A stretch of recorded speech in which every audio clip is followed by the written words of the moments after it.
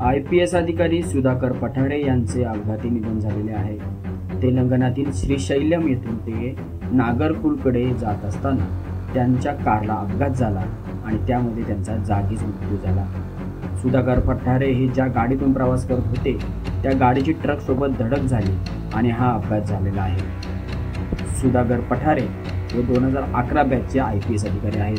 सुधाकर पठारे हे ट्रेनिंगसाठी हैदराबादला गेले होते। त्या ठिकाणी त्यांच्या एका नातेवाईकासह ज्योतिर्लिंगाच्या दर्शनासाठी जात असताना हा अपघात झाला। या अपघातात सुधाकर पठारे यांच्यासोबत त्यांच्या नातेवाईकाचाही मृत्यू झालेला आहे। दरम्यान या घटनेची माहिती तेलंगणा पोलिसांनी मुंबई पोलिसांना कळवलेली आहे।